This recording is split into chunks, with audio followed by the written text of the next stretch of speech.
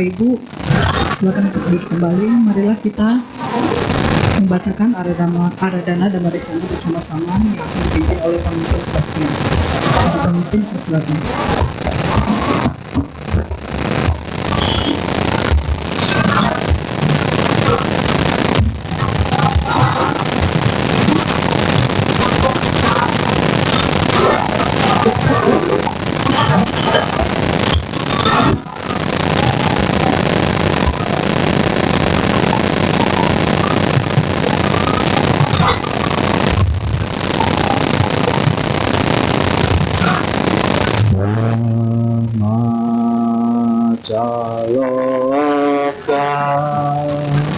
Vipati Sahampati Gatanjarian Iwaran Ayacatan Santi Dasata Araja Kajatika Desetudama Anugampi Mampaja Maha Sampati, penguasa dunia ini, beranjal dan memohon, terdapat makhluk-makhluk yang memiliki sedikit agung mengapa mereka. Ajarkanlah dhamma demi kasih sayang kepada mereka.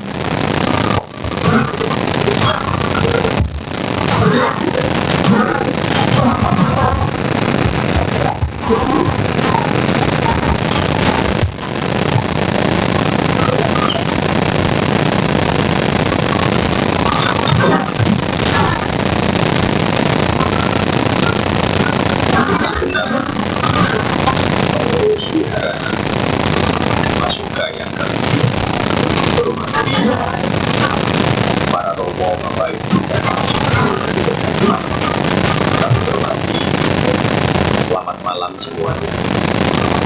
Namo Sang-Hyang Adi Budaya, Namo Buddhaya merupakan suatu nama baik pada kesempatan malam ini. Saya Bhikkhu Bhaganata dapat memiliki kesempatan untuk hadir di Wihara Dhammasuka, dan tentu ini merupakan kali pertama saya bisa hadir, berikan kesempatan untuk berbagi kepada seluruh umat Buddha Wihara Dhammasuka. Bapak Sarwan ini sudah beberapa kali meminta saya untuk berbagi di tempat ini, tapi karena memang jadwal yang juga sangat padat, sehingga hari ini saya bisa menepati undangan yang diberikan oleh Bapak Sarwan kepada saya. Karena kebetulan saya juga mengemban tugas khususnya menjadi sekretaris wilayah Jagagung Indonesia di Provinsi Banten dan daerah Jakarta. Ada 35 wihara yang harus saya bina, sehingga terkadang sangat sulit sekali untuk bisa membagi waktu berbagi di tempat-tempat yang lain. Tapi kebetulan hari ini karena semangat Bapak Sarwan yang luar biasa, sehingga saya bisa hadir di tempat ini.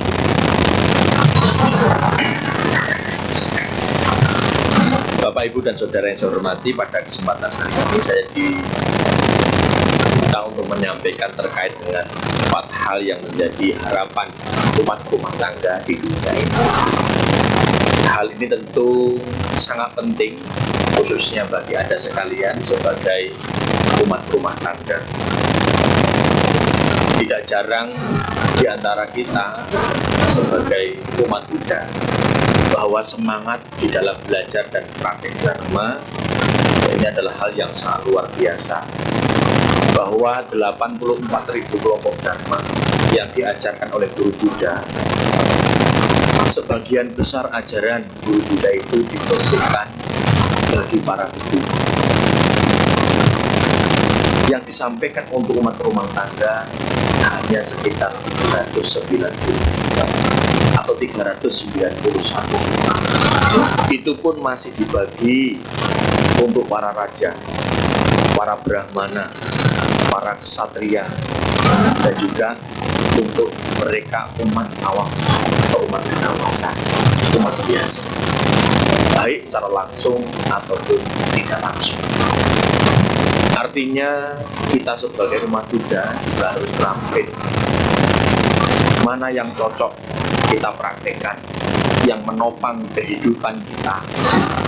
Misalkan untuk saya sebagai seorang biku, mana yang menopang agar latihan sebagai seorang biku, mana yang menopang agar kehidupan rumah tangga menjadi semakin harmonis, agar dalam menjalani kehidupan sebagai rumah tangga menjadi semakin semangat, punya motivasi untuk bekerja, punya motivasi untuk terus membina rumah tangga supaya semakin lebih baik dan tentunya menjadi semakin bahagia. Hal itu sangat penting bagi kita, agar kita tidak terlalu berlebihan. Ya, bukan tidak boleh, tetapi kapasitas di dalam belajar kita harus benar-benar bisa memahami, agar pada akhirnya kita tidak meninggalkan motivasi awal. Misalkan menjadi biku, ya motivasinya jadi berbeda. Misalkan menjadi umat rumah tangga, kadang akhirnya motivasinya juga menjadi berbeda karena belajarnya sudah terlalu berlebihan. Ya, masih banyak sekali saya melihat umat yang semangat belajarnya luar biasa, pada akhirnya mengarah kepada ya keinginan untuk terbebas. Dalam arti di sini, yang tadinya semangat bekerja jadi saya tidak usah bekerja Bante. Kenapa? Ya hidup ini kan juga berubah. Saya tidak mau melekat. Nanti istrinya makan apa? Saya bilang begitu. Nah ini kan sesuatu hal yang juga penting untuk kita sikapi bersama. Tapi saudara, kita cukup beruntung sebagai umat Buddha, guru agung kita mengajarkan tentang cinta kasih dan kasih sayang. Di dalam kehidupan saat ini, kita benar-benar terkondisi mengerti betul betapa pentingnya mengembangkan yang nama cinta kasih dan kasih sayang. Dalam Dhamma dikatakan makhluk-makhluk yang menginginkan kebahagiaan, ya tetapi disakiti dengan kekerasan. Dia yang mengejar kebahagiaan dengan menyakiti, dengan cara demikian, maka dia tidak akan memperoleh kebahagiaan di dalam kehidupan di masa yang akan datang. Artinya, hari ini kita betul-betul mampu menyadari bahwa kita mendapatkan satu ajaran yang sangat luar biasa, di mana kita dikenalkan dengan cinta kasih dan kasih sayang. Bukan hanya dikembangkan di dalam batin, tetapi juga dapat kita praktekkan di dalam kehidupan kita sehari-hari. Jujur saja Bapak Ibu dan Saudara, saya belajar agama Buddha itu ketika saya masuk SMA. Jadi ketika saya masuk SMA, saya baru kenal yang namanya metta itu artinya cinta kasih. Sebelumnya saya berada di keyakinan yang di sebelah dari kecil. Jadi dalam satu keluarga, saya adalah orang pertama yang masuk agama Buddha, dan seterusnya orang tua saya, adik saya semua ikutkan masuk ke agama Buddha.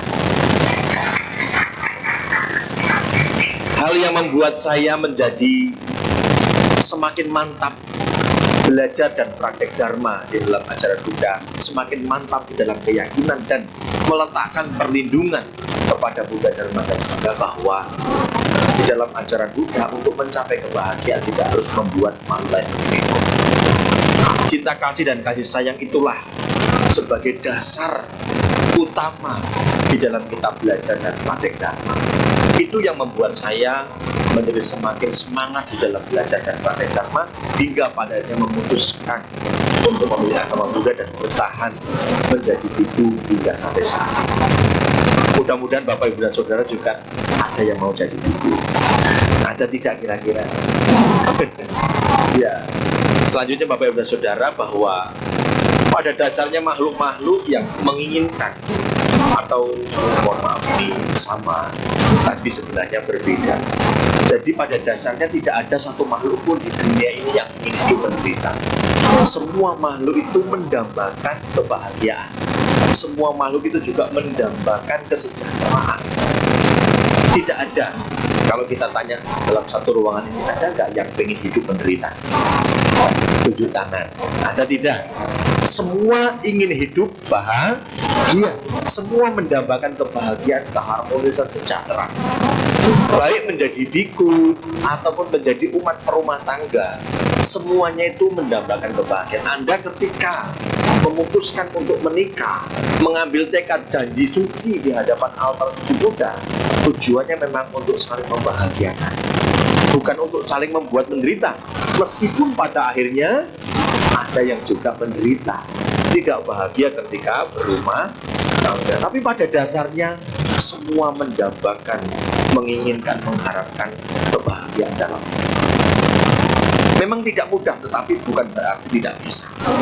Nah, kita harus melihat juga, menyikapi bahwa kondisi kehidupan sekarang, di mana perkembangan teknologi, di mana perubahan peradaban yang begitu sangat luar biasa cepat sekali, ya, membuat apa? Dampaknya itu yang membuat batin kita, ya, terkadang juga bisa merosot, akhlaknya menjadi merosot. Banyak sekali hal-hal terjadi yang mungkin Anda bisa lihat di sosial media, dimanapun, ya, berita di apapun, banyak sekali hal-hal yang menunjukkan bahwa kualitas, ya, manusia juga banyak yang semakin merosot. Batinnya menjadi kotor, menjadi gelap. Juga kesadarannya menjadi semakin melemah, distraksi.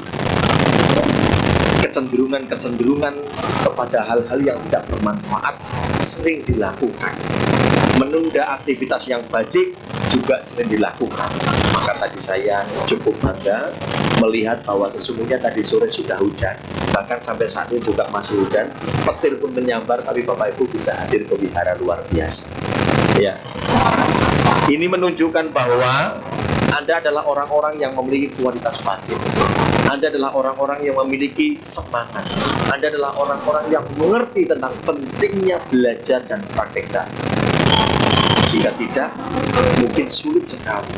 Ini enaknya kalau hujan-hujan begini, petirnya juga mulai menyambar, enaknya kan sambil minum teh, makan pisang goreng, gitu ya, sambil nonton TV. Tapi ada sekalian mengorbankan waktu, mungkin bersama keluarga berkumpul, yang hujan-hujan adem-adem ini kan. Tapi untuk belajar dharma ini adalah sesuatu hal yang luar biasa, dan tidak semua orang itu memiliki kesempatan bajik seperti apa yang Anda miliki. Maka ketika akhlaknya juga merosot, batinnya menjadi kotor, kesadarannya jadi lemah, pada akhirnya apa? Penderitaannya berkembang. Ini menjadi salah satu sebab di mana kenapa kok saya menderita, kenapa kok begini yang terjadi, kenapa sesuatu hal yang tidak saya inginkan kok malah terjadi, sesuatu hal yang saya harapkan kok malah semakin jauh tidak tercapai. Itu pertanyaan-pertanyaan yang sering muncul saat ini. Ketika Bante, mungkin Anda sering lihat saya, ya, kalau Anda mungkin buka TikTok, mungkin wajah saya tidak asing. Anda ada yang punya TikTok di sini? Bante juga aktif untuk memberikan sumbangsi pemikiran Buddhis di sosial media. Jadi bukan berarti Bante ini menjadi Bante industri, bukan. Bukan Bante itu ingin cari pencitraan, juga tidak. Tapi Bante justru diminta oleh umat Muslim, oleh umat Kristiani, oleh umat Hindu untuk bisa memberikan sumbangsi pemikiran Buddhis. Supaya apa?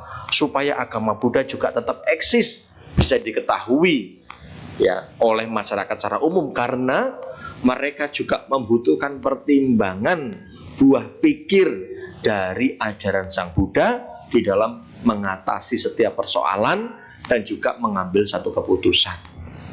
Ya, maka kenapa mungkin ketika Anda melihat ngapain Bantenya kok main sosial media. Tujuannya, motivasinya adalah untuk mengenalkan ajaran Buddha kepada masyarakat secara luas. Hingga sampai saat ini, ya Bante sudah banyak memvisudi ya umat-umat untuk bisa bergabung ke agama Buddha. Mereka tertarik, mereka senang sekali. Biasanya dalam sebulan sekali saya juga diminta oleh Mas Didit untuk membantu praktek mindful. Ya, anaknya Pak Prabowo dan teman-temannya itu mereka praktek meditasinya rutin sekali. Luar biasa. Saya malah merasa iri sama mereka. Umat Buddha sendiri jarang mau untuk meditasi secara rutin. Lah ini yang notabene bukan beragama Buddha, malah yang dibicarakan setiap hari adalah mindfulness. Yang dipraktikkan adalah meditasi. Saya tanya kepada mereka, kenapa kok Anda mau meditasi? Kan Anda bukan beragama Buddha. Saya membutuhkan meditasi, Bante. Saya membutuhkan ketenangan. Saya membutuhkan penguatan mental. Karena saat ini ya mungkin persaingan di dalam dunia industri atau apapun itu menjadi semakin ketat, Bante. Sehingga saya membutuhkan penguatan mental. Maka salah satu upaya yang paling tepat adalah mempraktikkan meditasi. Luar biasa. Saya melihat ini sangat luar biasa. Ya, tetapi mungkin Anda tidak melihat, kok nggak pernah lihat ya kegiatan-kegiatan praktek meditasinya. Ya kalau itu diekspos rame, nanti Bantenya bisa masuk penjara. Ya karena mengajarkan suatu hal yang sesat mungkin bagi mereka sebagian besar. Tidak pernah difoto-foto, tidak pernah.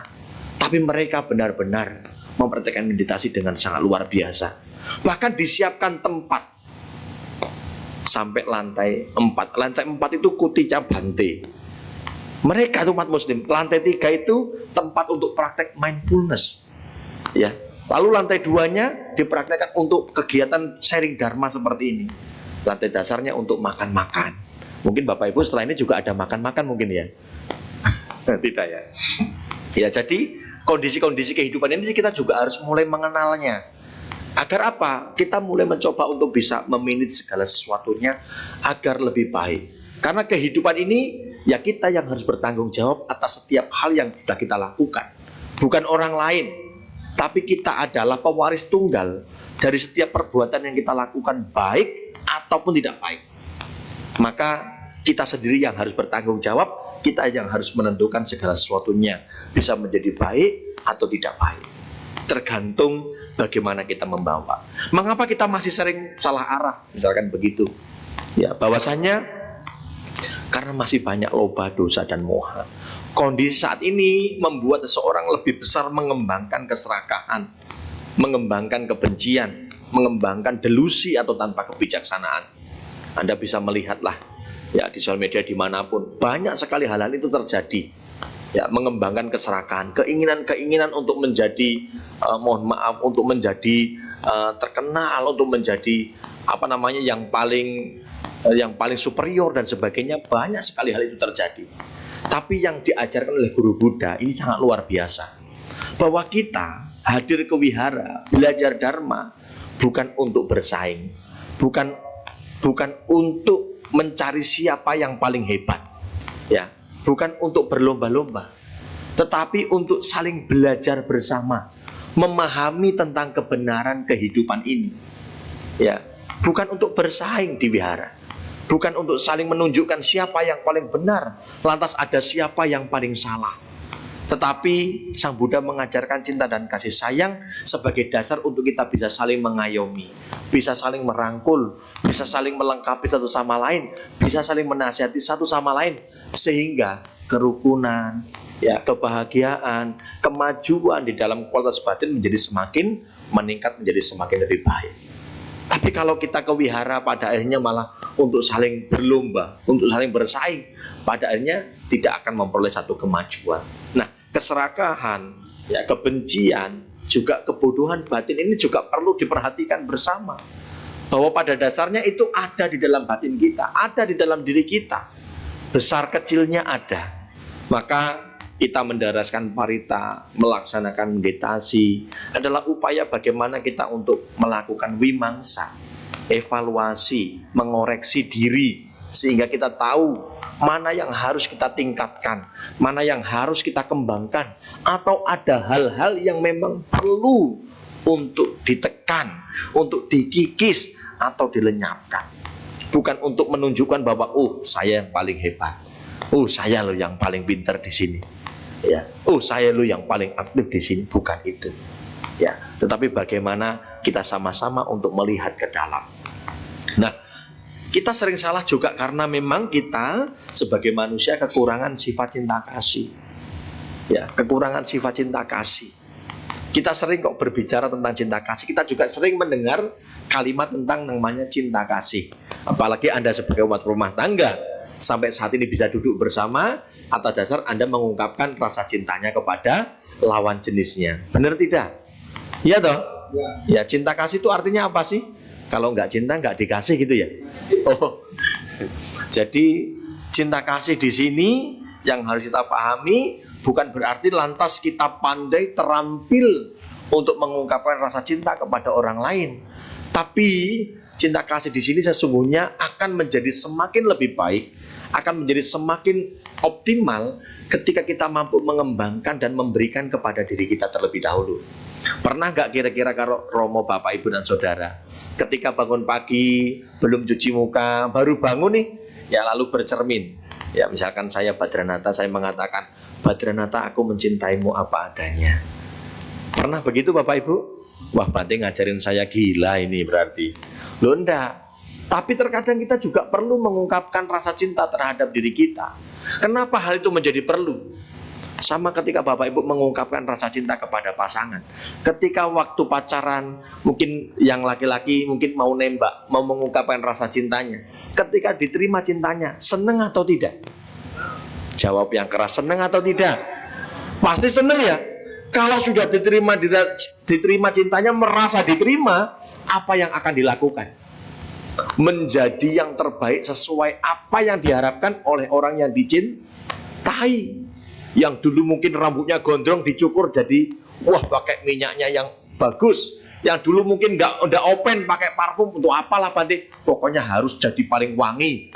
Meskipun aku sudah pulang, wanginya masih tetap ada di samping orang yang saya cintai. Yang mungkin dulu nggak pernah setrika bajunya ya kan gitu kan. Hanya jadi lebih rapi. Yang mungkin sehari mandinya tadinya cuma sekali, atau kalau pas ingat saja baru mandi. Sekarang harus paling rajin, luar biasa. Karena apa? Ingin menjadi yang paling sempurna untuk mereka yang dicintai. Demikian juga ketika kita mampu mengungkapkan rasa cinta itu kepada diri kita, Badranata, aku mencintaimu apa adanya, maka aku akan berupaya menjadi pribadi yang baik karena aku merasa dicintai oleh diriku. Ketika hal-hal pikiran muncul tidak baik, Badranata, jangan berpikir yang buruk. Ketika ingin berucap sesuatu, Badranata, jangan berucap yang buruk, tidak baik. Nanti membuat kamu jadi menderita. Kita akan memiliki lonceng kesadaran yang luar biasa. Ya, karena apa? Kita merasa dicintai. Kelebihannya, bagusnya adalah ketika kita mampu mencintai diri kita, untuk mencintai orang lain itu akan sama seperti mencintai diri kita sendiri. Tapi kalau kita lupa, terlena mencintai yang di luar diri kita tanpa mau berupaya untuk mencintai diri sendiri, maka sulit untuk mencintai orang lain seperti mencintai diri kita. Kita tidak mau disakiti, kita tidak mau susah, kita juga tidak mau diabaikan. Maka kita tidak akan melakukan kepada orang yang kita cintai. Nah, maka pengembangan sifat cinta kasih itu sangat dibutuhkan sekali dalam hidup ini. Sangat dibutuhkan. Maka saya di awal tadi mengatakan bahwa kita adalah seorang manusia yang sangat beruntung dalam kehidupan ini dikenalkan dengan ajaran Buddha yang mengajarkan tentang cinta dan kasih sayang. Kita tidak perlu jauh berpikir ajaran Buddha 84.000 kelompok Dharma, nggak usah pusing-pusing jauh. Praktekkan cinta dan kasih sayang sudah luar biasa. Ini sangat luar biasa, apalagi Anda sebagai umat rumah tangga. Ini yang penting. Nah, tapi kalau kita memang lemah atau kurang sifat cinta kasihnya, batin kita kadang juga bisa menjadi buta. Pikiran, ucapan, perbuatan buruk terus dilakukan. Maka kenapa banyak, nanti misalnya mohon maaf nih, mungkin istrinya menuntut, suaminya menuntut harus begini dan begitu, begini dan begitu. Di dalam proses mencintai kita tidak perlu menuntut, tapi harus saling menuntun. Ya, bagaimana menunjukkan ke arah yang baik. Ini pasangannya dituntun, ayo ke wihara, nanti mau belajar dharma, mau mendengerin dharma, kan gitu. Ya, ini hal yang sangat bagus yang harus dilakukan. Ini Bante belum masuk ke materi utamanya sebenarnya ya, tapi ingin memberikan sesuatu hal yang berbeda karena ini kali pertama. Kalau bisa memang tidak perlu 1 jam, tapi sampai besok pagi juga nggak apa-apa kita ngobrol. Tapi tempatnya mungkin berbeda karena harus sambil ngopi kan begitu ya. Nah, apa yang kita butuhkan agar kita menjadi lebih baik? Ya maka perlu untuk memiliki kesadaran yang tinggi untuk menghadapi perubahan. Baik peradaban, teknologi ini memang kita butuh yang namanya kesadaran tinggi. Maka belajar dharma, membaca parita, ya, mendengarkan dharma, praktek meditasi saat ini sangat penting sekali. Karena kita membutuhkan kesadaran yang tinggi ini. Membutuhkan, sangat membutuhkan. Agar apa? Kita tidak terjebak, kita tidak mudah terlena. Ya, ini hal yang sangat penting sekali. Butuh. Maka ketika baca parita, tadi juga diimbangi dengan nyanyi, itu juga belajar dharma. Sehingga kita mendapatkan insight bagaimana kita bisa membawa diri kita ke depan. Agar kita tidak terpengaruh, tidak mudah bereaksi terhadap hal-hal yang membuat kita sedih, membuat kita mungkin marah dan sebagainya. Ya, banyak sekali pertanyaan itu. Pertanyaan-pertanyaan ketika Bante bermain sosial media atau ketika live dan sebagainya. Pertanyaan dari anak-anak muda dan banyak sekali orang-orang dewasa ya adalah terkait dengan emosi, marah. Tidak bisa terkontrol emosinya, tidak bisa terkendali. Kenapa Bante saya kok selalu marah-marah terus? Nah, itu yang terus diungkapkan. Kemarahan adalah bentuk ketidakmampuan seseorang ya di dalam mengolah batin sebenarnya. Jadi ketika kita masih sering marah dan sesungguhnya adalah kita tidak memiliki kekokohan mental. Kekokohan mental itu diperoleh ya belajar dharma ini, praktek dharma ini, melaksanakan meditasi itu, memperhatikan sila itu. Selama kita tidak mau belajar dharma dengan baik, tidak memberikan dharma dengan baik, selama itu pula kita sulit untuk bisa memiliki perubahan. Maka kuncinya tadi, cinta dan kasih sayang. Di dalam dharma dikatakan, bagi mereka yang mencintai dirinya, maka dia akan menjaga dirinya dengan baik. Kalau dia mampu menjaga dirinya dengan baik, untuk dia melakukan hal-hal yang buruk, yang merugikan, ya, maka sesungguhnya dia telah menjaga orang lain. Saat ini Anda sedang berupaya memperhatikan itu. Duduk di sini mendengarkan dharma adalah bentuk cinta Anda terhadap diri Anda. Dan duduk di sini karena Anda cinta terhadap diri Anda mampu menjaga diri untuk duduk dengan baik, tidak mengganggu orang lain. Sesungguhnya Anda sudah menjaga orang lain juga. Ya, ini sesuatu hal yang sangat penting untuk kita perhatikan, hal sederhana sekali. Nah, maka hal yang perlu kita lakukan adalah jalani apa yang perlu, urus apa yang perlu. Kebanyakan di era saat ini, sesuatu hal yang nggak perlu malah kita lakukan terus. Ya, malah kadang-kadang menjadi kebiasaan. Ya kan? Sekarang memang teknologi semakin maju luar biasa. Boleh main teknologi, boleh bermain apapun, tapi ada waktunya, ada batasnya. Bukan menjadi satu keharusan terus digunakan. Sebentar-bentar mau makan buka handphone, bangun pagi buka handphone, apa semuanya. Sampai ke kamar mandi bawa handphone. Mau tidur sampai kejatuhan handphone. Ini kan bahaya sekali. Ya, anak-anak muda sekarang gitu. Wah, luar biasa sekali. Ya, jadi jalani apa yang perlu, urus apa yang perlu. Ini harus dilakukan. Kalau dikira itu belum begitu perlu, kira-kira tidak memberikan manfaat, jangan lakukan. Karena apa? Kita yang bertanggung jawab atas kehidupan kita. Nah, kalau saya bertanggung jawab ya nggak apa-apa atau Bante, saya melakukan apapun yang saya mau, kan saya yang bertanggung jawab. Benar. Tapi kan tugas Bante adalah meluruskan, memberikan jalan. Lah, mau tak perhatikan mau tidak kan terserah siapa Bante. Iya, monggo saja. Kan begitu ya. Jadi tugas Bante harus meluruskan, kan begitu. Nah, selanjutnya apa? Ketertarikan terhadap dharma ini harus ditingkatkan.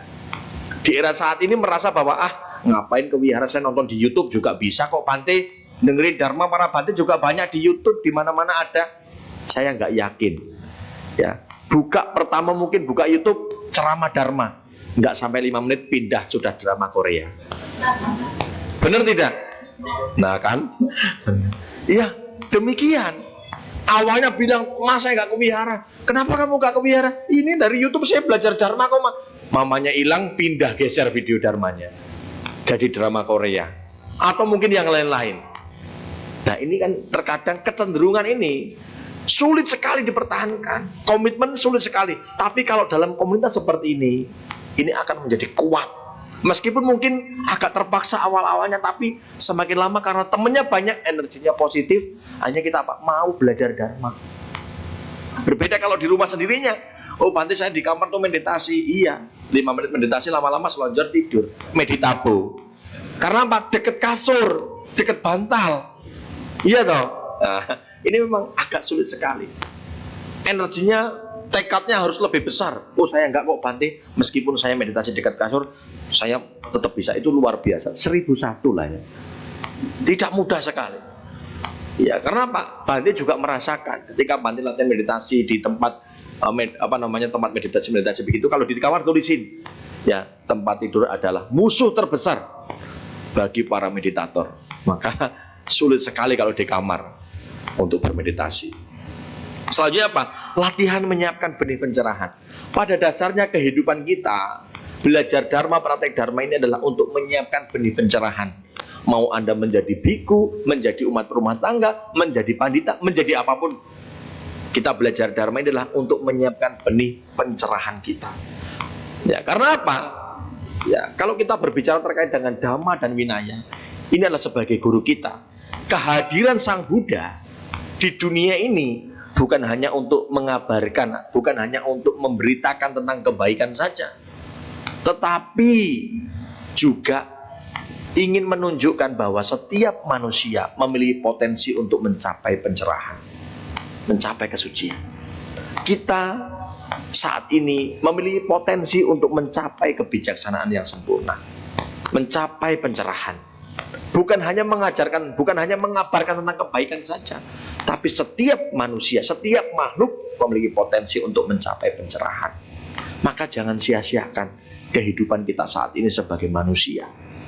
Saya membuat satu kata-kata bahwa layanilah atau layani dan hormatilah dirimu selayaknya engkau menghormati atau dan melayani Buddha.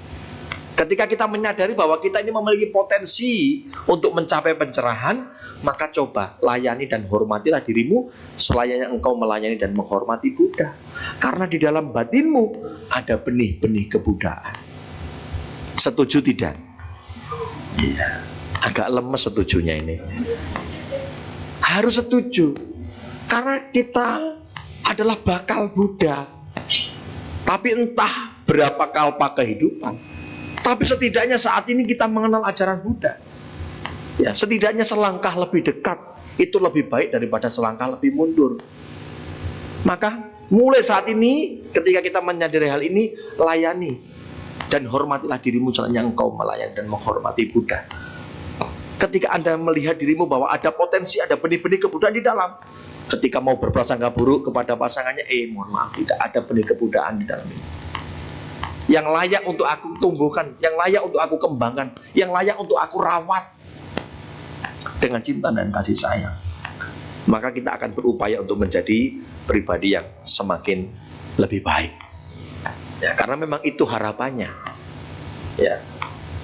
Jadi kita cukup beruntung Bapak Ibu dan Saudara terlahir sebagai manusia ya di dunia ini, dapat bertahan menjalani hidup ya yang tidak mudah.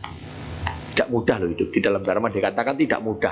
Sungguh sulit terlahir sebagai manusia. Sungguh sulit menjalani kehidupan sebagai manusia. Ya. Dan juga keberuntungan kita adalah bertemu, juga belajar mempraktikkan dharma dengan baik. Ini adalah keuntungan yang sangat luar biasa yang tidak semua orang dapatkan. Bahkan pada akhirnya jodoh karma saya harus berada di agama Buddha, dan saya bersyukur. Perjalanan itu juga tidak mudah Bapak Ibu dan Saudara. Karena di Lampung, karena saya dari Lampung ya, di Lampung itu notabene umat Muslim banyak sekali. Rata-rata mereka fanatik. Ketika saya mulai belajar agama Buddha, wah, yang namanya ungkapan-ungkapan yang tidak enak, atau bahkan mungkin dihadang, didudukkan, wah, didiskriminasi itu udah luar biasa udah. Tapi tidak tahu kenapa ketika SMP kelas 3 itu saya tidak merasa malu, saya juga tidak takut dengan apa yang menjadi pilihan saya. Seperti mendapatkan satu tuntunan atau kekuatan untuk datang ke wihara meskipun keyakinannya masih sebelah sebelumnya.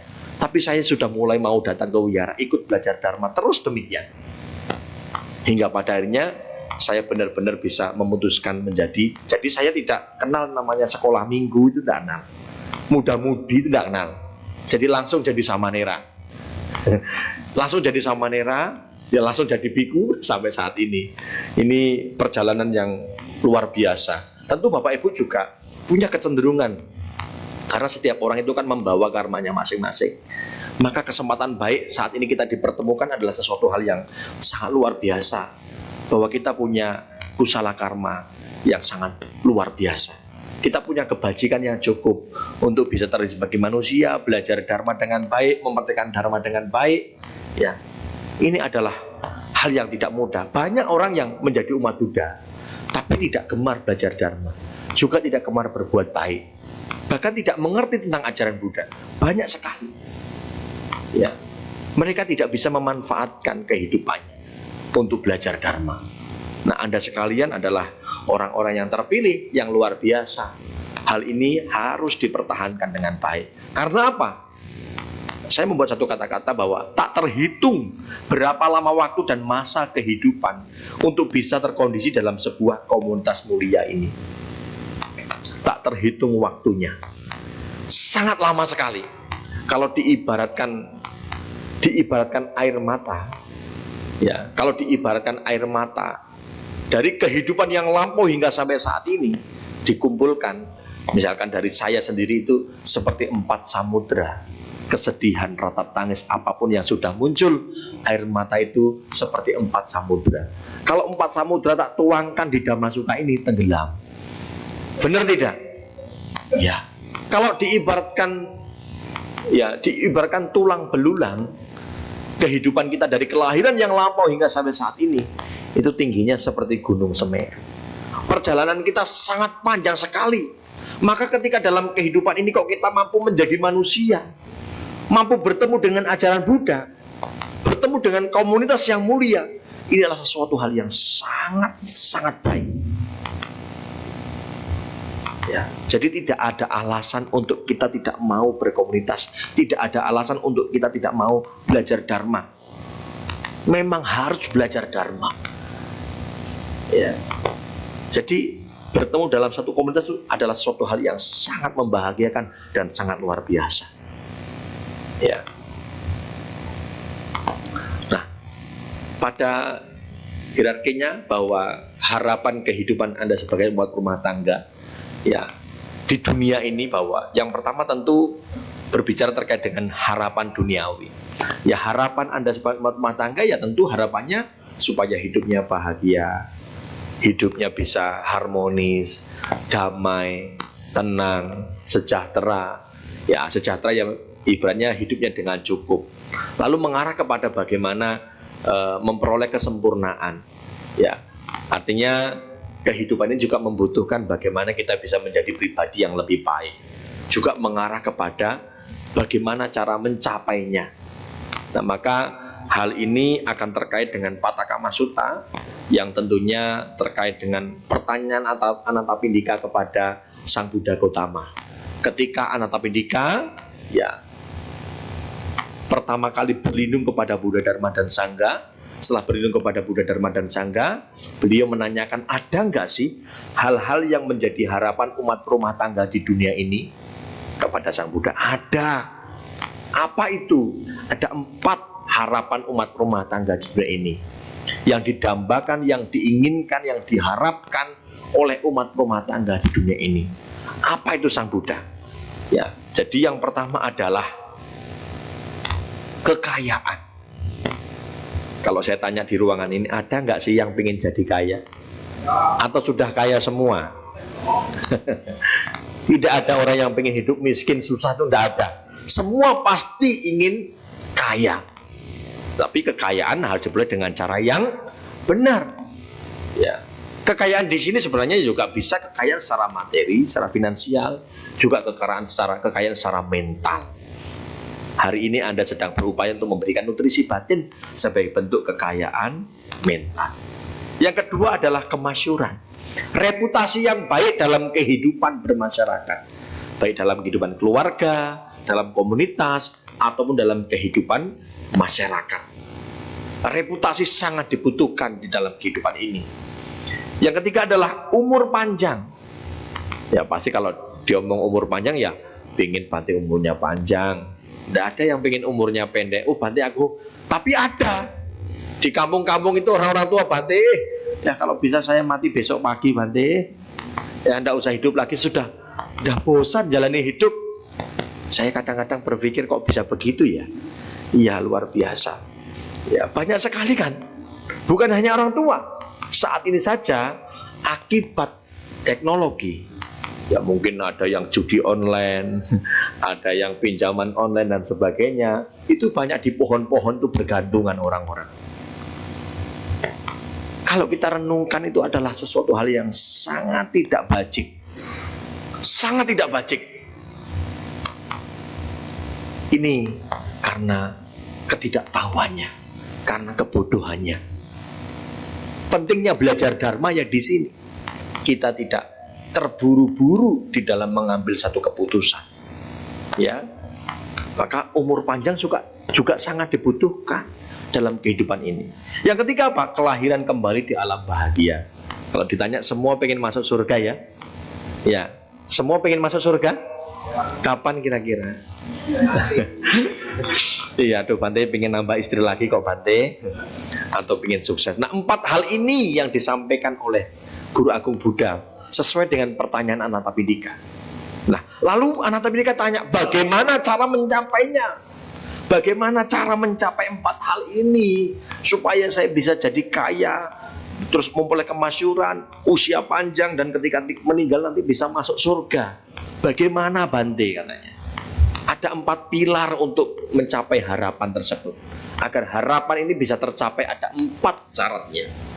Yang pertama adalah kesempurnaan keyakinan. Sada sampada. Harus menyempurnakan keyakinan teguh kepada Buddha, Dharma, dan Sangha.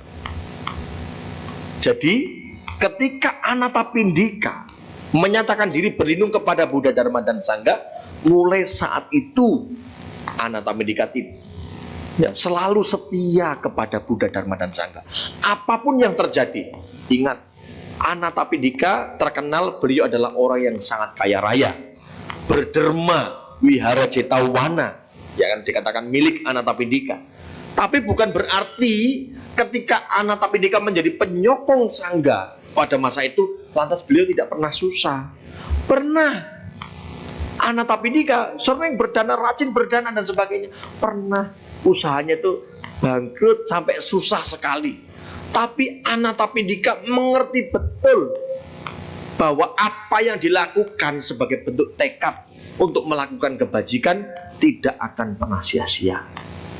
Maka Sang Buddha mengatakan, ketika seseorang mengerti manfaat dari perbuatan praktek memberi seperti apa yang aku ketahui, maka dia tidak akan makan meskipun hanya tinggal sesuap sebelum dia berbagi.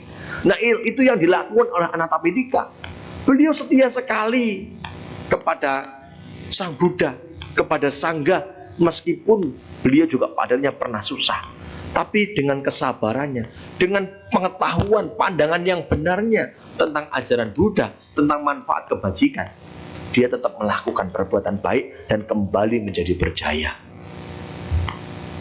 Ya, maka banyak sekali ketika di Wihara Bante di daerah Tangerang, ketika umat berdana makan, misalkan begitu ya, Bantenya cuma 4.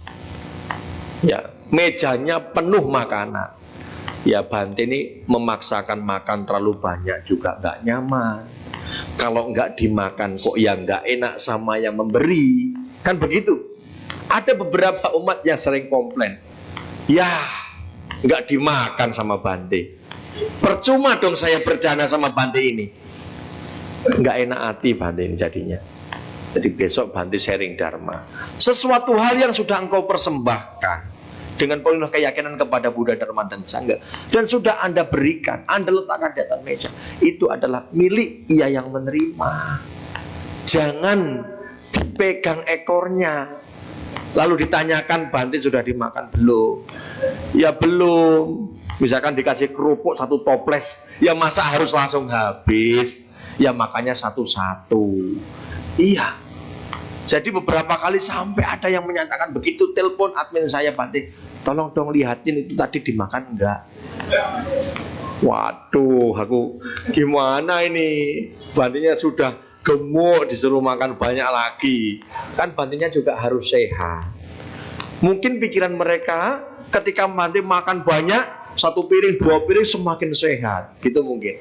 Jadi semakin banyak makan semakin sehat, mungkin begitu. Jadi pokoknya Bante harus makan terus. Ya jangan begitu. Wong Bante makannya juga terbatas. Kalau Bante setiap hari itu harus nyangkul sawah 1 hektar, mungkin makannya harus banyak. Tapi kan Bante cuma meditasi, makan sekali juga cukup sebenarnya, tidak harus 2 kali. Nah ini kadang-kadang keyakinan ini yang akhirnya menjadi jatuh bangun atau timbul tenggelam seperti kapal selam. Ini gara-gara ini tidak setia pada akhirnya. Ya ngapain, nggak usah berdana tempat Bante lagi lah, nggak dimakan. Ya lebih berdana di tempat yang lain atau bagaimana. Sempat beberapa kali sampai nggak dana makan. Waduh, ini gimana ini? Maka sekarang sebelum makan pagi ada wadah, harus sharing dulu sedikit-sedikit, diberikan sebuah pengertian. Saya yakin di sini tidak ada, semuanya adalah orang yang bijaksana. Tepuk tangan dulu tuh, umat sini. Kesempurnaan keyakinan sangat penting sekali, karena itu yang akan membuat kita bertahan. Kalau saya tidak punya keyakinan, yakin rontok saya. Karena memang saya mengerti arti meta saja SMA kelas 1. Saya pertama kali masuk Wihara Namaskara 4 kali, 4 kali. Karena tidak tahu. Saya jadi semua masyarakat teman-teman saya sekolah itu tidak tahu kalau saya itu bukan beragama Buddha. Saya diem aja. Yang penting saya belajar. Dari 2006 ikut Pak Baja terus sampai 2009 ikut Pak Baja, terakhir 2010 akhirnya jadi Samanera. Jadi benar-benar tidak tahu apa-apa tentang ajaran Buddha. Tapi saya terus belajar, punya keyakinan dikuatkan. Maka Dharma itu kalau hanya dipelajari, kalau hanya diingat 1000 syair kata Dharma, engkau bisa menghafal. Tapi jika tidak dipraktikkan, ya tidak jadi apa-apa. Sama seperti menghitung sapi milik orang lain. Kalau menghitung sapi milik orang lain kan nggak ada gunanya. Bukan milik kita. Iya tidak? Iya. Jadi lebih baik 1 syair kata Dharma, misalkan meta, cinta kasih, atau dana, kemurahan hati kita, dipraktekkan. Itu sangat luar biasa manfaatnya. Sangat luar biasa. Nah, maka butuh keyakinan ini, kesempurnaan. Yang kedua Pak, kesempurnaan moralitas. Kesempurnaan moralitas. Ya Anda sebagai umat rumah tangga dibekali 5 sila.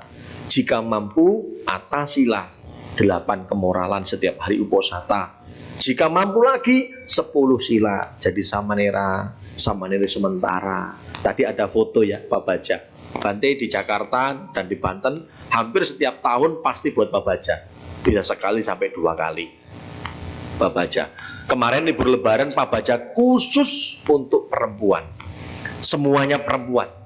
Jadi yang membina, yang melatih juga para bhiksuni. Jadi saya hanya menyelenggarakan, habis itu saya serahkan kepada bhikkhuni. Luar biasa, 10 hari. Dari situ saya baru tahu, ternyata ibu-ibu banyak persoalan. Iya, karena apa? Di luar jadwal rondon acara, yang tadinya hanya materi meditasi, akhirnya ada bimbingan konseling. Jam istirahat digunakan untuk bimbingan konseling. Kalau kata umat muslim, curhat dong mah, kan gitu kan.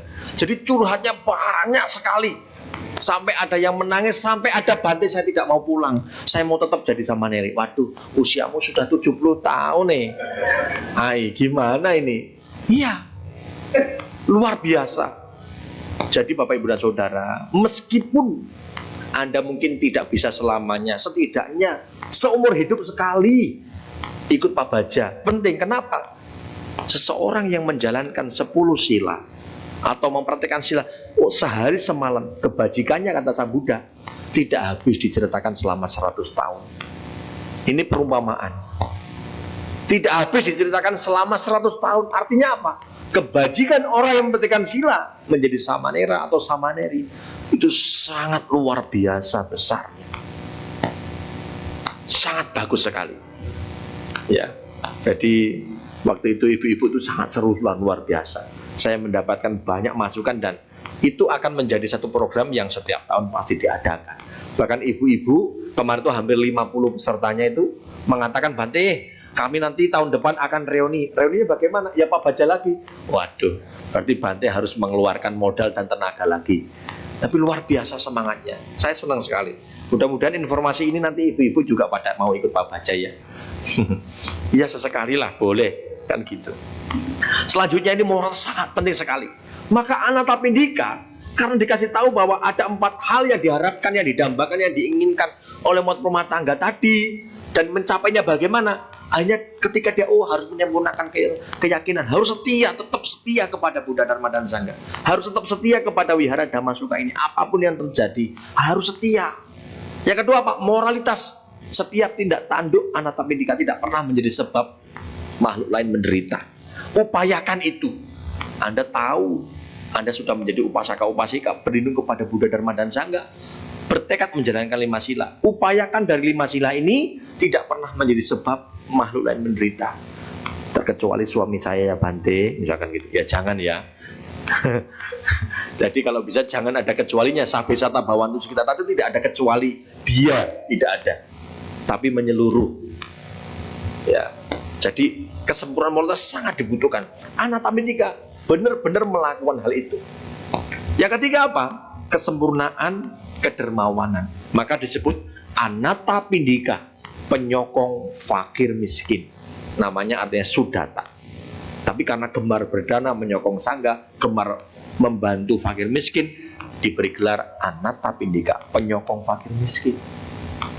Ya dalam hidup ini kita juga harus gemar melakukan perbuatan baik, gemar memiliki kedermawanan untuk berbagi, meskipun tidak banyak, karena kualitas di dalam praktek memberi bukan seberapa banyak yang bisa engkau berikan, tapi seberapa tulus, seberapa ikhlas ya Anda bisa berbagi, Anda bisa merelakan kepemilikan Anda untuk kebahagiaan makhluk lain, untuk kebahagiaan orang lain. Saat ini Anda juga sedang praktek kemurnian hati. Saat ini juga Anda sedang praktek berdana. Berdana apa? Waktu, mendengarkan, tenaga, pikiran. Benar tidak? Ya, kalau enggak ini pasti sudah pulang. Ngapain Bante ngomong lama banget ini? Kan gitu toh? Iya. Jadi ini luar biasa. Jadi semua hal yang kita lakukan adalah bentuk dari praktek kebajikan. Ya, mulai Anda baru datang sampai saat ini adalah praktek kebajikan yang luar biasa. Maka praktek dana itu penting sekali. Dan di dalam praktek dana harus, agar menjadi semakin sempurna, harus dilengkapi dengan 5 hal. Yang pertama apa? Dana itu harus dilakukan dengan penuh rasa hormat, respect, rasa hormat pertama. Ya. Yang kedua apa? Dengan penuh keyakinan bahwa apa yang akan saya berikan adalah dari hasil yang baik, bahwa apa yang akan saya berikan ini akan memberikan hasil yang baik untuk diri saya. Yang ketiga apa? Pada waktu yang tepat. Ya, ketika ada orang sakit aku membantu memberikan obat. Ya, atau ketika istri sedang ada masalah atau suami sedang ada masalah, aku ingin membuka, meluangkan waktu untuk menjadi pendengar yang baik. Itu pada waktu yang tepat. Itu juga bagian dari praktek memberi, praktek dana, praktek kedermawanan. Pada waktu yang tepat. Yang ketiga apa? Dengan penuh kebahagiaan. Jadi praktek berdana itu juga harus dengan penuh kebahagiaan. Ya, dengan rasa bahagia melakukan praktek memberi itu. Yang terakhir adalah dengan tanpa menyepelekan. Maka praktek memberi kita ini akan benar-benar menjadi semakin sempurna. Nilainya luar biasa meskipun yang kita berikan kecil. Ya.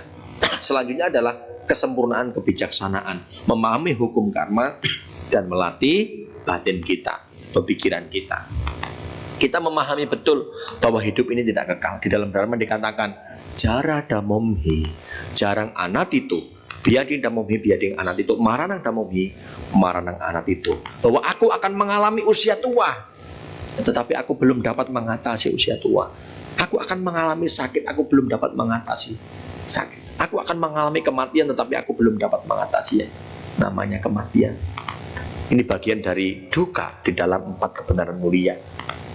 Ya, maka memahami kebenaran dengan kebijaksanaan ini sangat dibutuhkan. Ya, Anda sebagai rumah tangga ketika ada timbul masalah, ketika merasa tidak cocok dan sebagainya, kembalikan dengan kebijaksanaan. Tujuan saya apa? Motivasi saya apa? Membina rumah tangga, menjalani kehidupan rumah tangga. Apakah mau saling menyakiti? Apakah mau saling menyalahkan? Apakah mau merasa paling benar sendiri? Atau mau saling melengkapi, saling memperbaiki satu sama lain? Ini yang harus dipahami bersama. Maka kebijaksanaan sangat dibutuhkan. Di dalam melakukan kebajikan, di dalam praktik dharma, kebijaksanaan juga adalah hal yang sangat penting. Maka di dalam Hasta Arya Magga itu Panyasila Samadhi, pandangannya benar dulu, pengertiannya benar dulu. Ya, kalau pandangan benar tentang hakikat kehidupan ini sudah jelas bahwa kita juga sedang menuju pada kondisi yang sama, menuju pada kelapukan. Apa yang perlu kita sombongkan? Apa yang perlu kita harus membuat diri kita jadi serakah, jadi benci, jadi iri hati, dengki dan sebagainya. Untuk apa melakukan hal seperti itu? Toh kita juga menuju yang sama. Banyak sekali orang yang mengatakan, semoga dia yang jahat padaku cepat tua, cepat sakit, cepat mati. Tidak usah didoakan, tua sendiri. Benar tidak? Tidak usah didoakan. Cukup kamu jaga batin kamu, semoga dia bahagia. Dia tua sendiri kok. Karena memang pada dasarnya kita tidak bisa mengatasi yang namanya usia tua. Bisa kok Bante tarik benang? Bisa kok. Ya kan, mau berapa lama tarik benangnya? Kan gitu dong. Nah, jadi memang demikian. Cukup kita kembangkan cinta dan kasih sayang. Banyak sekali mengatakan, apa Bante? Ya kan, masa kalau lagi emosi harus mengembangkan cinta kasih. Ini apa harus begini. Dan memang begitu kok. Ya, ajaran cinta kasih ini luas. Dimanapun sebagai dasar awal. Penting sekali. Kesemua ini ya akan benar-benar membawa kita ke arah bagaimana kita bisa memperoleh 4 hal yang menjadi harapan umat rumah tangga di dunia ini. Kekayaan, reputasi yang baik. Kalau sempurna dalam keyakinan melakukan kebajikan tadi saya katakan, maka akan membuat Anda menjadi orang yang kaya. Bukan hanya kaya secara finansial, tapi kaya secara mental. Setia kepada Buddha Dharma Sangha membuat kita menjadi kaya secara batin. Kita akan menjadi benar-benar bagus, kuat, ya, tidak mudah terpengaruh, tidak mudah jatuh. Kalau sempurna dalam moralitas, pasti reputasinya baik karena terkendali dalam pikiran, ucapan, dan tindakannya. Selalu positif, selalu baik dimanapun berada. Ya, termasuk kesempurnaan kedermawanan, usianya jadi panjang, gemar berdana, membantu orang lain, membebaskan makhluk dari bahaya. Ini kan praktek bagaimana usianya menjadi semakin panjang. Ya, yang terakhir kebijaksanaan, ya, memahami, memiliki kebijaksanaan, mengembangkan kebijaksanaan. Maka ketika meninggal dengan bahagia, masuk surga. Dan hal itu pun dialami langsung oleh Anathapindika. Ya, ini yang harus kita kembangkan. Dan sesungguhnya melalui 4 pilar ini, melalui 4 hal ini sesungguhnya seorang umat rumah tangga itu akan menjadi semakin bahagia, menjadi semakin harmonis, menjadi semakin sejahtera. Bukan hanya itu, tapi mampu saling menyelamatkan. Kadang-kadang kan ada, Bante, aku ini sangat sayang sama istriku, sama suamiku, bisa nggak setelah meninggal saya dipertemukan lagi? Ini syaratnya, kata Sang Buddha.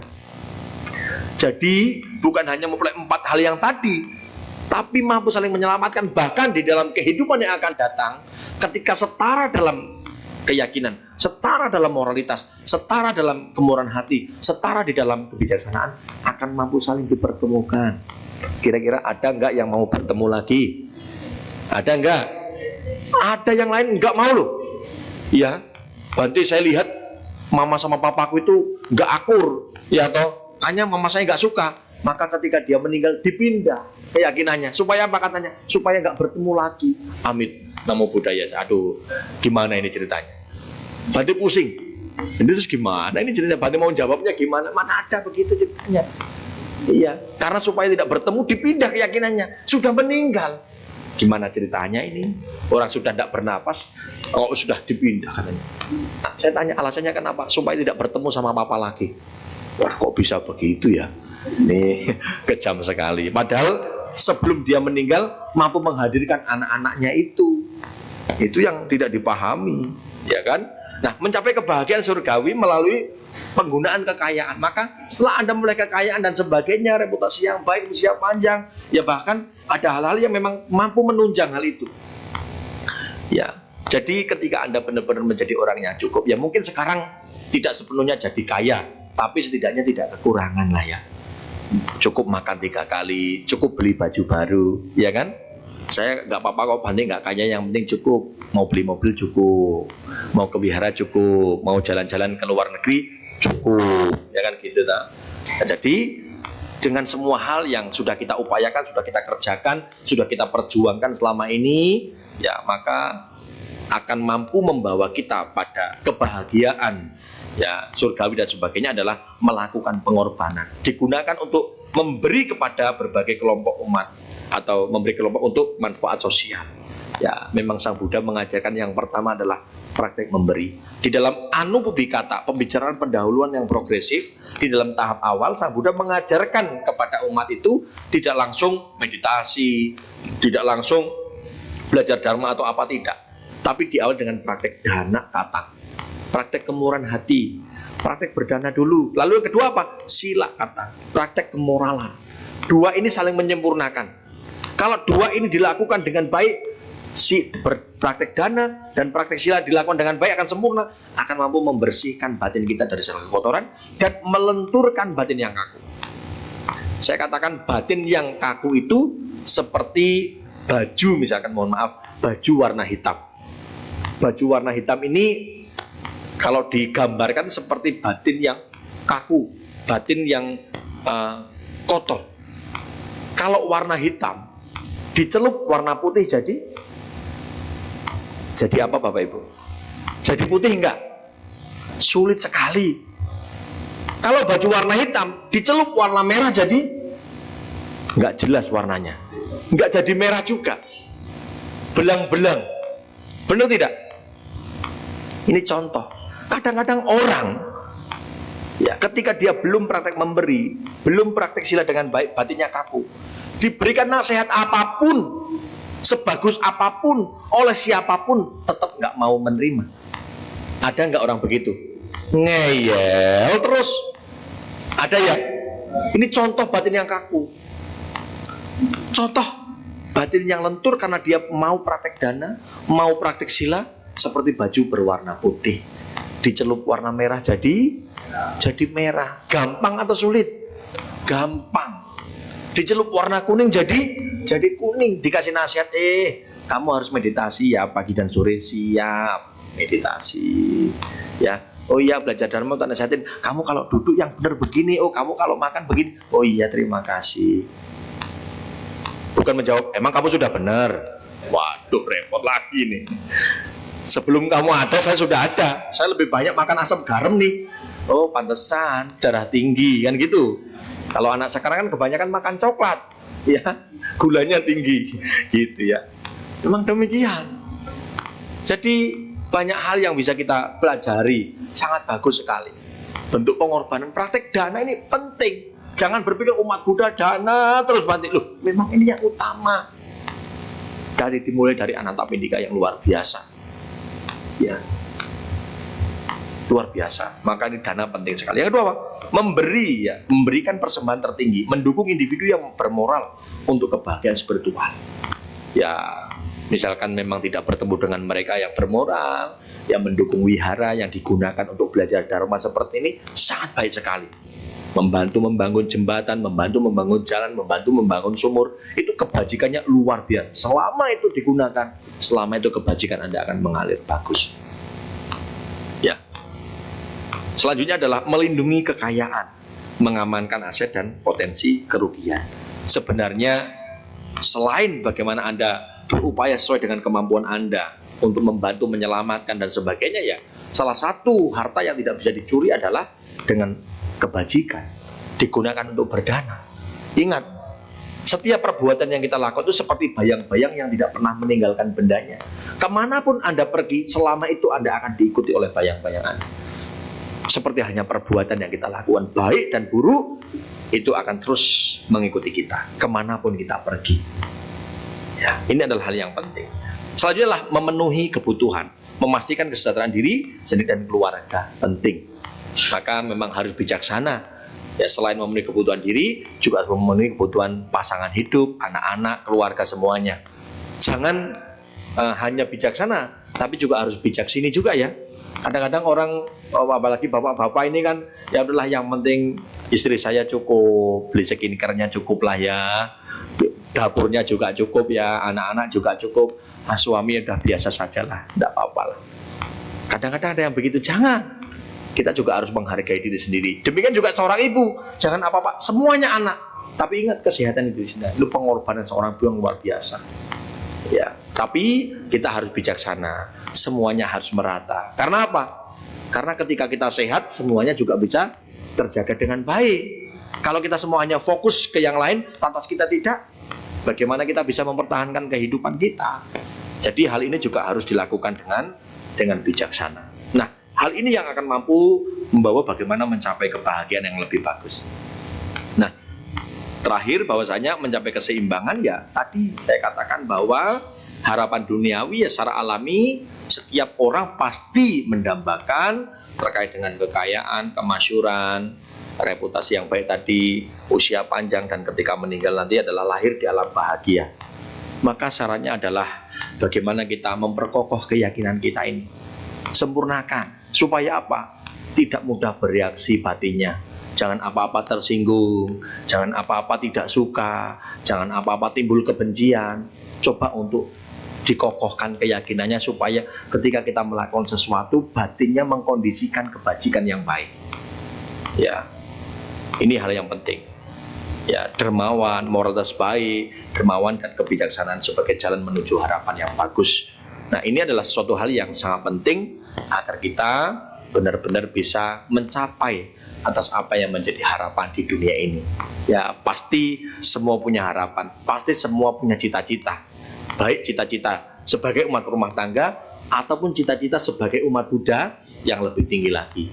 Ya, semua kembali kepada kita, mana yang paling cocok untuk kita bisa terapkan di dalam kehidupan kita. Supaya apa? Pada intinya ya, yang penting kita hidup damai bahagia.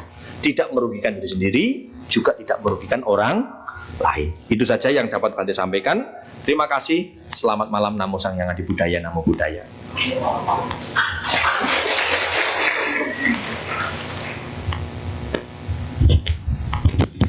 Demikianlah dhamma desana yang telah disampaikan oleh Yang Mulia Bhikkhu Badra Nattatera.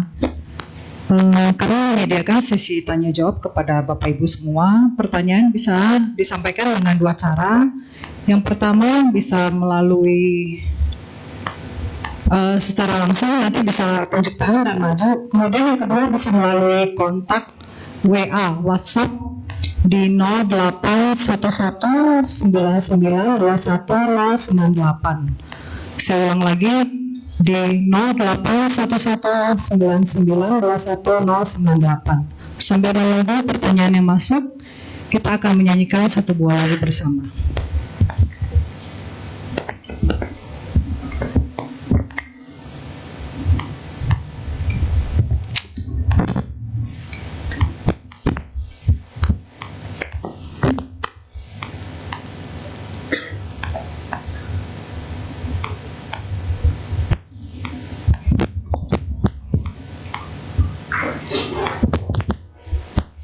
Kita akan menyanyikan lagu Lentera Dunia. Untuk lirik nanti ada tersedia di layar depan.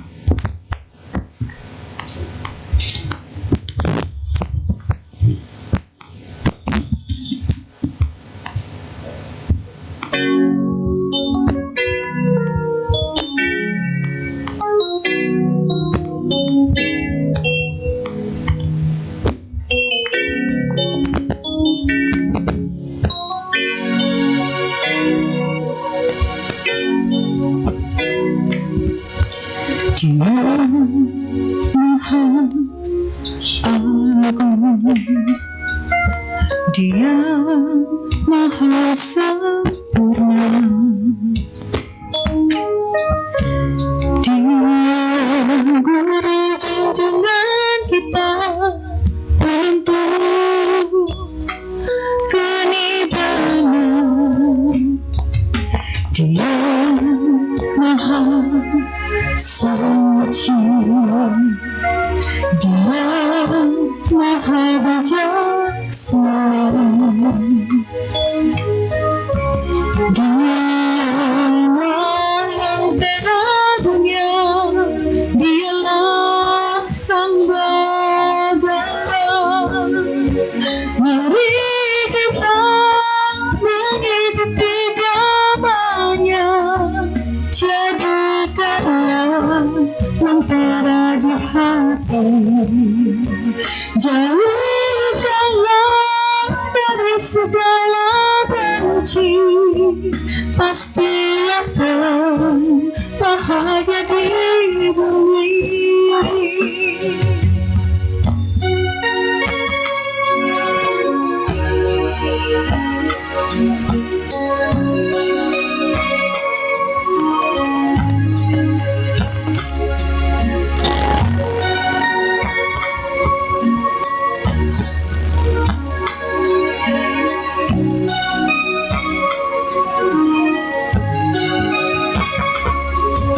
Dia Maha Suci,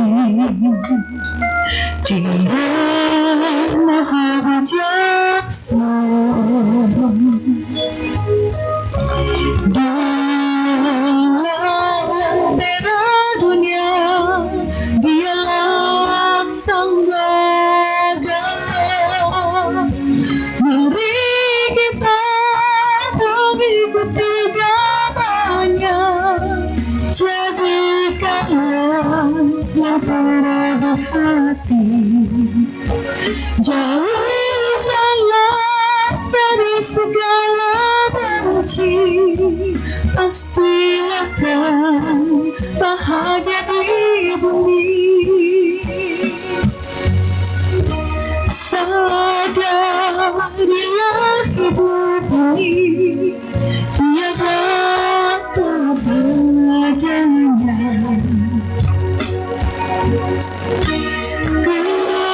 keindahan kemewahan pastilah kasihnya. Mari kita mengikuti gamanya, jadikanlah lentera di hati, jauhkanlah dari segala benci, pastilah kan bahagia di bumi. Mari kita mengikuti gamanya, jadikanlah lentera di hati, jauhkanlah dari segala benci, pastilah kan bahagia di bumi.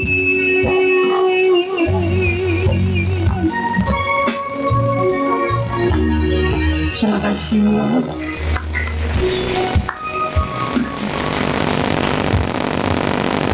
Baik, kita akan memasuki sesi tanya jawab. Untuk pertama, saya akan mempersilakan untuk yang ingin bertanya secara langsung. Ya, silakan Pak.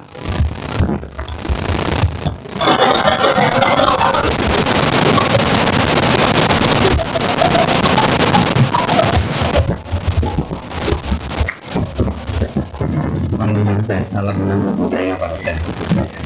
Tadi Bante mengatakan bahwa yang punya lain keyakinan dia mau meditasi. Nah, ini kebetulan ya, saya ketemu ada beberapa orang lain keyakinan, ada yang dari Kristen, ya ada yang dari Hindu, ada yang dari Islam. Mereka satu kelompok begini. Saya pernah tanya sama mereka, ada juga yang jadi guru di agama Buddhis ya. Tapi kalau diundang untuk dengar dharma, mereka tidak mau. Mereka lebih fokusnya untuk latihan meditasi vipassana gitu ya. Pertanyaan saya, mereka kalau tanpa mendengar dharma begini hanya ikutin meditasi, apakah mereka akan mencapai kesempurnaan? Soalnya saya tanya apa yang kamu dapat, dia bilang setelah saya ikuti meditasi, saya merasakan ada perubahan diri saya. tadinya suka marah-marah, jadi sabar. Tadinya sukanya membuat sesuatu yang tidak itu ya, jadi dia agak sadar betul. Nah, katanya itulah apakah mereka akan mencapai kesempurnaan. Makasih Iya, Bante. baik. Cuma keyakinan masih lain ya. Iya, terima kasih banyak. Itu pertanyaan bagus, kasih aplaus dulu dong.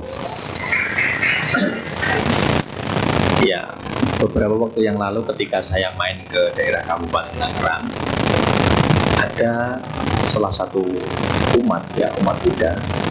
Mereka tidak pernah belajar dharma, atau dia ini tidak pernah belajar dharma. Tapi sudah 25 tahun dia menghabiskan waktunya untuk bermeditasi. Padahal ketika dia bermeditasi itu, dia numpang di rumah temennya. Temennya itu pun masih sewa tempat itu, bukan rumah sendiri. Tapi berjalannya waktu setahun, 2 tahun, karena sudah 25 tahun sampai detik hari ini. Akhirnya rumah itu bisa terbeli sama temennya, didedikasikan untuk berlatih meditasi, dan banyak sekali orang-orang yang mendukung, memberikan derma makan kepada mereka, meskipun orang ini tidak meminta. Tapi hasil dari buah latihan meditasinya mendatangkan berkah. Nah, di dalam Dhamma dikatakan begini: walaupun engkau dekat denganku hingga memegangi jubahku, tetapi engkau tidak memperhatikan ajaranku dengan baik dan sempurna, sesungguhnya engkau sangat jauh dariku. Tapi meskipun engkau sangat jauh dariku hingga 6 yojana dikatakan, tetapi engkau dapat mempraktikkan ajaranku dengan baik dan sempurna, sesungguhnya engkau lah yang sangat dekat denganku. Jadi banyak sekali mereka di luar sana yang notabene tidak beragama Buddha. Kalau Anda pergi ke Plum Village, ya, tempatnya Tinangkahan itu, tidak semuanya beragama Buddha, tapi dia jadi biku. Lalu apa yang dilakukan Bante? Waktunya sholat, sholat ya. Waktunya puasa, puasa. Tapi jadi biku, menjalankan sila. Coba kalau begini pusing tidak kita? Ajaran Sang Buddha ini ajaran tentang cinta kasih. Pada dasarnya, Sang Buddha sendiri untuk menemukan dharma yang melalui meditasi. Itulah dharma yang hidup sesungguhnya. 84.000 kelompok dharma itu hanya metode. Kita bisa menggunakan. Tetapi dharma yang hidup yang diajarkan Sang Buddha itu baru segenggam dikatakan. Tapi yang lainnya bagaimana? Masih begitu banyak dharma yang belum aku ajar. Jadi walaupun kau hafal 1000 syair kata dharma, belajar dharma luar biasa, tapi tadi kalau tidak dipraktik, ujungnya adalah meditasi. Ini kunci. Nah sekarang begini, tergantung kepada siapa dia belajar. Meskipun dia tidak belajar dharma, tapi kalau dia mendapatkan pembimbing yang bagus, pembimbing yang tepat di dalam meditasi, ya tetap dia akan mengalami kemajuan. Justru ketika kita berpraktek meditasi, kita tidak diizinkan untuk banyak membaca buku. Karena pikiran ini akan terus ya menganalisa, sulit untuk bisa fokus. Bahkan nanti misalkan yang suka pegang gelang, tasbih, misalkan yang malah tidak boleh diletakkan semua. Para meditator ketika Anda masuk ke dalam tempat meditasi itu semuanya ditinggalkan. Supaya apa? Supaya batin kita manunggal, mampu untuk melatih perhatian. Karena konteks dalam meditasi itu adalah bagaimana kita mampu mengetahui atas apa yang sedang kita lakukan di sini dan sekarang, di momen ini. Bukan soal hal-hal yang lain tentang ajaran Buddha.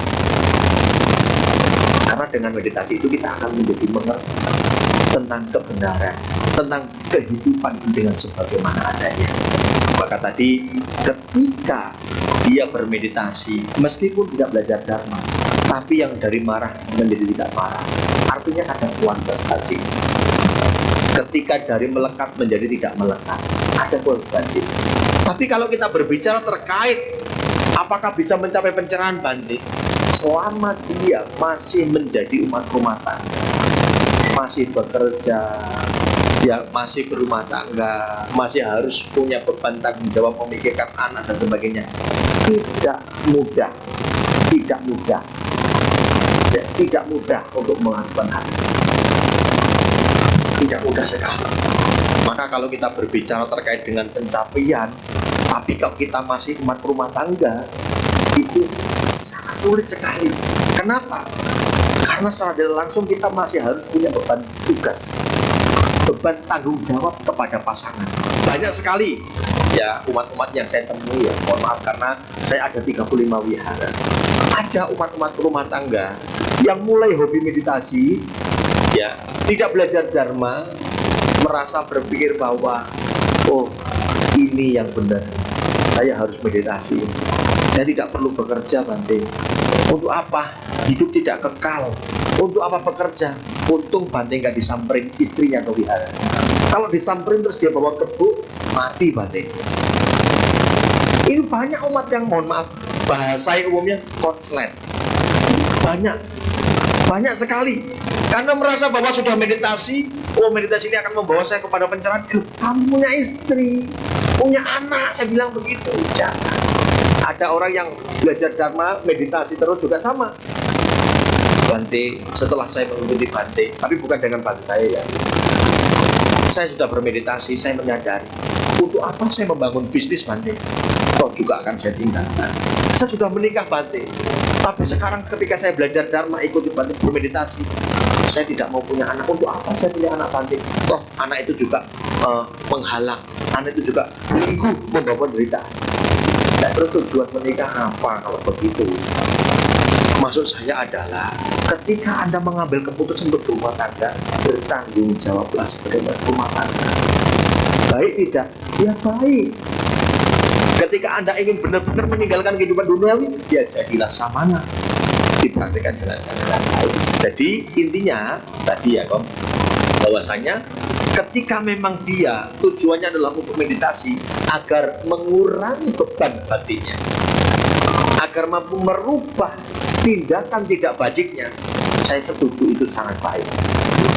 Itu juga bagian dari kualitas yang diperoleh melalui latihan meditasi, meskipun dia tidak belajar dharma.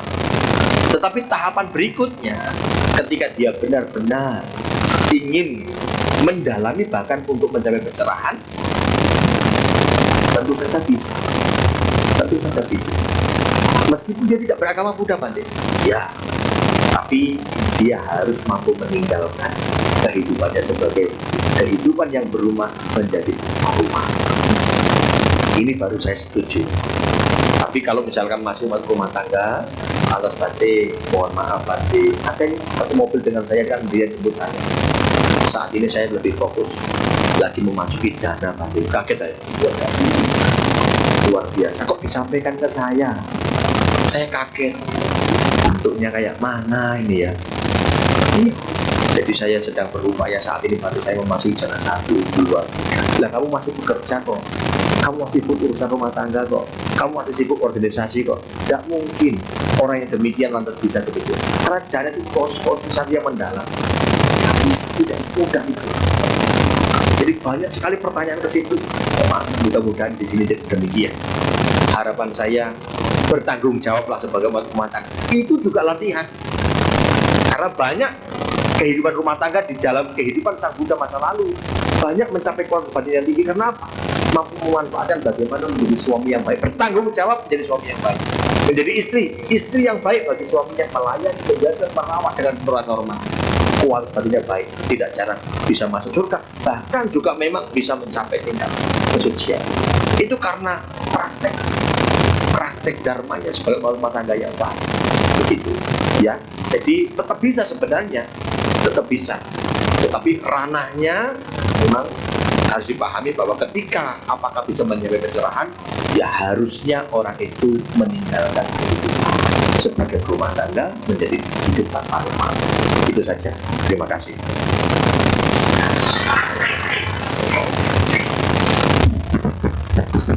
Bante, ada 3 pertanyaan yang masuk melalui WhatsApp. Saya bacakan aja ya.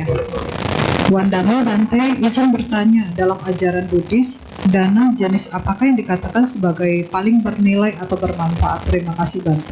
Ya, orang dulu banyak bertanya. Ya, jadi dana yang paling baik, yang paling bernilai sebenarnya yaitu dhamma dana.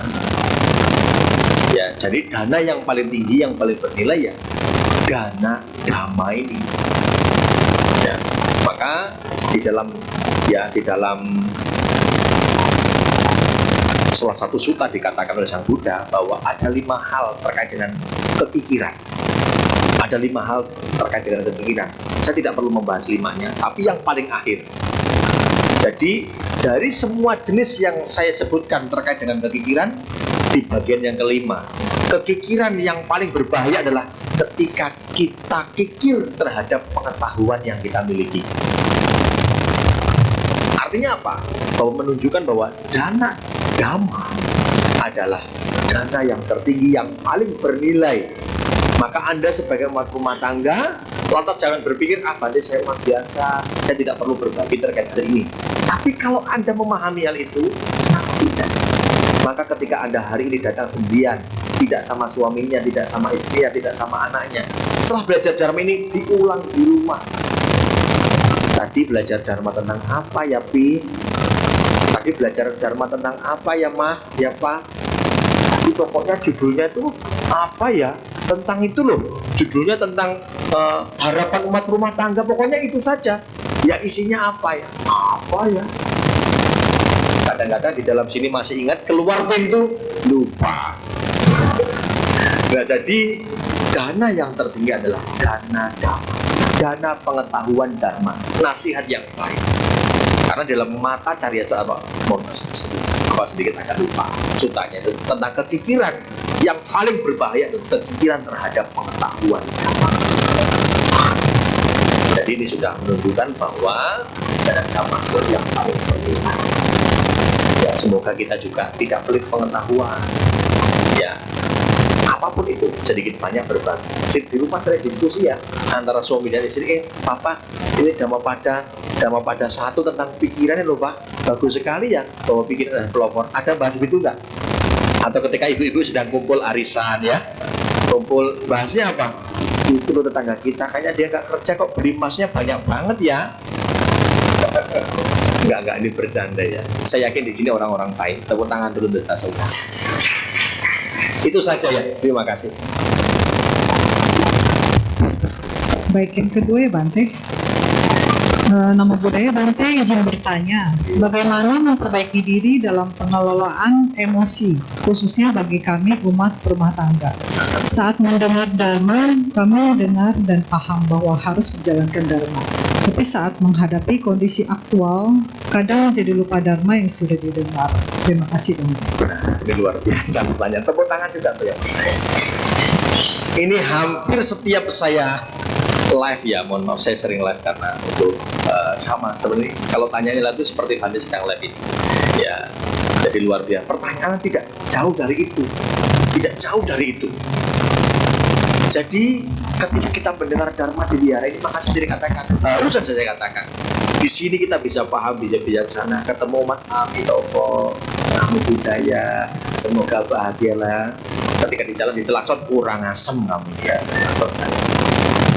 Dharma itu harus dibawa kemanapun kita pergi Bapak Ibu. Jangan ditinggal di wihara, harus dibawa sampai rumah. Di rumah diulang lagi. Kan gitu toh. Jangan disimpan, nanti lupa naruhnya, bahaya. Maka dharma itu harus setiap saat ada keberlanjutan di dalam belajar dharma, agar ketika kita menghadapi kondisi yang seperti tadi aktual dan secara langsung, kita tidak mudah lantas emosi. Karena untuk memperkokoh batin, untuk memberikan nutrisi batin itu bukan seminggu sekali ketika kita datang ke wihara, tapi setiap waktu, setiap saat. Setiap waktu, setiap saat adalah momen kita belajar dan berlatih. Ini hal yang penting yang kita ketahui. Lalu bagaimana Bante ini kadung sudah terlanjur, saya ini biasanya emosi Bante. Saya harus bagaimana? Jadi dalam Dhamma dikatakan, yang pertama harus mengembangkan cinta kasih, harus memahami ya dengan benar bahwa emosi adalah energi yang tidak baik. Ya, energi yang tidak baik. Amarah itu sifatnya membakar. Artinya ketika Anda ingin marah, misalkan Bante ingin marah kepada Koko, misalkan seperti saya itu sedang memegang bola api yang saya ingin lemparkan kepada orang yang ingin saya marahi. Sebelum orang itu terbakar atau terkena bola api, saya sudah terbakar. Artinya orang yang emosi adalah orang yang menderita. Benar tidak? Iya, orang yang sedang menderita, mereka emosi. Dan orang yang emosi adalah orang yang lemah. Karena apa? Tidak punya solusi lain selain marah. Padahal kita diberikan akal. Kenapa kok ini kepala kita, akal kita di atas sebelum mulut ini? Kenapa kok nggak mulut dulu baru pikiran gitu? Tujuannya sebelum berbicara harus berpikir dulu. Benar tidak? Maka berpikir dulu baru berbicara. Jangan kebalik tempatnya. Marah, emosi, terus kok nggak dipikirkan ujung tombak. Saya katakan tadi bahwa kita adalah pewaris tunggal dari setiap perbuatan yang kita lakukan. Sama Yoni, sama Bandung, sama Pak Bisarana. Benar tidak? Kita adalah membawa karma kita sendiri, terlahir oleh karma kita, terlindung oleh karma kita sendiri. Baik atau buruk yang kita lakukan, yaitu yang akan kita warisi. Maka ketika kita ingin emosi, sadari, renungkan bahwa emosi itu tidak baik. Tindakan emosi perbuatan ini akan menjadi buah yang harus aku terima. Buahnya tidak baik. Maka sadari itu. Maka pertama kembangkan cinta kasih, yang kedua kasih sayang. Yang ketiga apa? Menyadari bahwa saya adalah pewaris tunggal dari setiap perbuatan yang aku lakukan. Ketika aku marah, emosi dan sebagainya, saya akan mewarisi. Dan saat itu saya menderita. Yang ketiga apa? Selanjutnya, ya belajar untuk bisa memaafkan. Karena penting sekali kita terampil memaafkan orang lain yang salah sama kita. Tapi ternyata jarang kita memaafkan diri kita sendiri. Ketika kita tidak pernah mau memaafkan diri sendiri, ya sulit untuk kita bisa membenahi diri. Nah, maka hendaknya ketika kita masih sering emosi, maka saya katakan tadi, jangan meskipun kau hafal 1000 syair kata Dharma, kalau tidak dipraktikkan tentu tidak memberikan manfaat. Tapi lebih baik satu itu cinta kasih dan kasih sayang. Praktekkan dengan baik. Ketika ingin emosi, semoga aku berbebas dari kebencian, semoga aku berbebas dari rasa permusuhan itu. Bante kelamaan Bante, nanti kurang greget ini Bante. Itu ya kan kebanyakan begitu, menjadi satu kebiasaan, menjadi karakter. Kalau nggak marah nggak enak. Ada yang begitu ya. Kalau sehari ini nggak marah tuh kayak ada yang kurang gitu loh. Apa yang kurang ya? Oh, aku belum marah. Apa ini ya nanti ya nih, suami saya belum pulang ya, nanti tunggu saja. Jangan dijadikan satu kebiasaan. Maka lebih baik satu syair kata dipraktikkan. Maka setelah keluar dari sini, didengarkan, direnungkan, direfleksikan, ya. Jadi mendengar bukan hanya sekedar mendengar, tapi mendengar sekaligus merefleksikan ke dalam. Jika mampu membersihkan hati dan segala kotoran, lupa dosamu hanya menjadi sekelengkap, ya cinta kasih dan kasih sayang yang terpenuhi. Dengan demikian, lambat laun emosi itu akan mulai reda. Jadi tidak serta-merta tidak langsung bisa langsung sembuh dari emosi, tidak bisa. Semua butuh proses, semua butuh waktu. Jadi untuk punya keterampilan mengatasi emosi juga butuh kesiapan mental, butuh kedewasaan mental. Kalau tidak mentalnya lemah, ya tadi saya katakan kita akan mudah marah. Jadi di sini kita bisa memahami karena apa? Terkondisi, hatinya terkoneksi dengan Dharma. Maka kita enjoy, bahagia. Kalau saya ke wihara lihat Buddha, kok bisa bahagia ya, kok bisa tenang ya, kok bisa nyaman ya, kok yang tadinya saya emosi sekarang kok saya emosi. Apa ya? Karena Anda mengkondisikan. Ya kan begitu. Karena Anda mau hal ini terjadi, terkondisi. Coba kalau Anda keluar, hal ini juga diterapkan dimanapun Anda berada. Bisa. Jangan ditambah tapi ya, tapi Bante ya, jangan ada tapinya lagi. Stop. Nah, ya, terima kasih. Ini yang terakhir ya Bante. Malam Bante, bagaimana caranya memutus hubungan karma lampau agar tidak berbuah? Sedangkan kita tahu karena hutang piutang masa lampau baru bisa bertemu. Mohon pencerahannya Bante. Terima kasih. Kasih tepuk tangan sekali lagi lah. Pertanyaan terakhir. Ya, jadi sebenarnya Sang Buddha mengajarkan kepada kita untuk menjadi pribadi yang bertanggung jawab.